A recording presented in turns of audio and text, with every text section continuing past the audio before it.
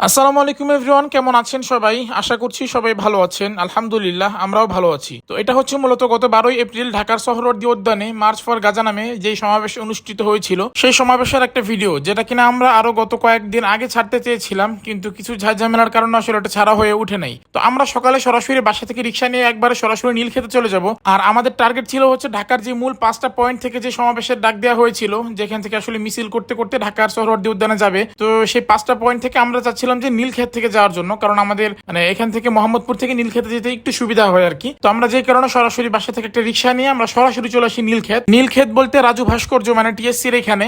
তো আমরা চলে আসি সরাসরি এখানে। আর ভাইয়াও বলতেছিল, আমাকে বারবার জিজ্ঞাসা করতেছিল যে এখান থেকে কোনটা সহজ হয় সেখানে যাও। তো আমিও বললাম ভাইকে আমরা এখান থেকে সরাসরি নীলক্ষেত চলে যাই, আমাদের জন্য মনে হয় এটাই বেস্ট হবে। তো আমরা সরাসরি লোকেশনে চলে আসলাম। এখানে আসার পরে দেখলাম সেটা হচ্ছে যার যার মতো করে আসলে মিছিল বা স্লোগান দিয়ে যাচ্ছে। এখানকার যে নিয়ম কানুন যেটা ঘোষণা করা হয়েছিল সেটা হচ্ছে 2টা থেকে ঢাকার যে 5টা মূল পয়েন্ট সেখান থেকে আসলে স্লোগান দিতে দিতে ঢাকার সোহরাওয়ার্দী উদ্যানে প্রবেশ করবে। এখানে আসার পরে যেটা দেখলাম সেটা হচ্ছে যার যার মতো করে আসলে স্লোগান দিতে দিতে তারা শাহবাগ বা সোহরাওয়ার্দী উদ্যানে প্রবেশ করতেছে। এটা আসলে একটু ঝামেলা হয়ে গেছে, যে কারণে এখান থেকে যদি মূল একটা মিছিল ঢাকার সোহরাওয়ার্দী উদ্যানে 2টা থেকে 2:30টার মধ্যে প্রবেশ করতো, তাহলে এই ঝামেলাটা বা এই হট্টগোলটা এখানে সৃষ্টি হইতো না।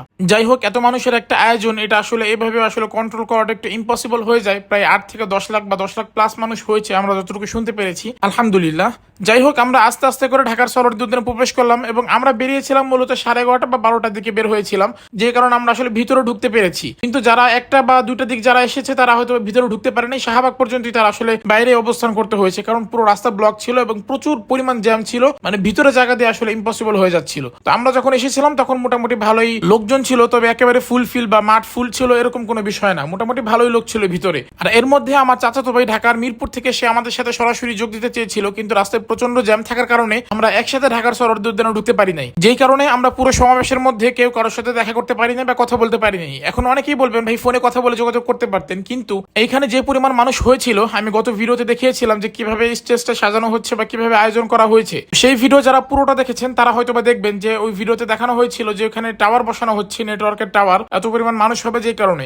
কিন্তু এই টাওয়ার বসানোতে আহামরি কোনো উপকার হয়েছে সেটা আমার মনে হয় নাই। এখানে ফোনে নেটওয়ার্ক 3 ডাক দেখাচ্ছিল, কিন্তু কোনোভাবে কারোর সাথে কোনোভাবে কথা বলা যাচ্ছিল না, ফোনে কোনো কন্ট্যাক্ট করা যাচ্ছিল না। বিশেষ করে এই যে মাঠটা, এই মাঠের মধ্যে যদি কেউ কারোর সাথে কথা বলতে চাইতো অবশ্যই তাকে মাঠের বাইরে যেতে হতো। আর একবার যদি মাঠের বাইরে চলে যাই আর আমরা সামনে আসতে পারবো না বা সামনের দিকে থাকতে পারবো না, যে কারণে আমরা মাঠের বাইরেও যাইনি। একেবারেই যে মাঠের বাইরে যাইনি বিষয়টা তা না, আমরা মাঠের বাইরে গিয়েছিলাম কিছু সময়ের জন্য এবং আমরা যখন ঢুকেছিলাম তখন তো প্রায় 12টা বাজে। তো 12টা বাজে যখন ঢুকেছিলাম তখন মোটামুটি একটা পরিবেশ ছিল বা মানুষ মোটামুটি ছিল, আহামরি তেমন একটা বেশি ছিল না, যে কারণে আমরা মোটামুটি বাইরে গিয়ে আবার জায়গা মতো আসতে পেরেছিলাম। এবং ওই টাইমেও অনেকের সাথে কন্ট্যাক্ট করেছিলাম, অনেকেই ফোন দিচ্ছিল, বলতেছিল যে দেখা করার কথা। আসলে এত মানুষের মধ্যে আসলে এইভাবে দেখা করাটা পসিবল না। যাই হোক, একটা বিষয় সব থেকে আমার কাছে ভালো লেগেছে, সেটা হচ্ছে আমরা দল মত নির্বিশেষে সবাই কাঁধে কাঁধ মিলিয়ে, সকল শ্রেণীর মানুষজন, সকল শ্রেণীর লোকজন আমরা সবাই কাঁধে কাঁধ মিলিয়ে এই সমাবেশে উপস্থিত থেকে এবং এই সমাবেশকে সম্পূর্ণ করার চেষ্টা করেছি, আলহামদুলিল্লাহ। এই সমাবেশে উপস্থিত ছিলেন বাংলাদেশের বড় বড় ইসলামিক স্কলার এবং উলামায়ে কেরামগণ। তার মধ্যে উপস্থিত ছিলেন ডক্টর মিজানুর রহমান আজহারী, শাইখ আহমদুল্লাহ হাফিজাহুল্লাহ সহ আরো অনেকেই। আরো উপস্থিত ছিলেন বাংলাদেশের অনেক বড় বড় রাজনৈতিক দলের নেতাকর্মীরা এবং সকল শ্রেণীর লোকজন।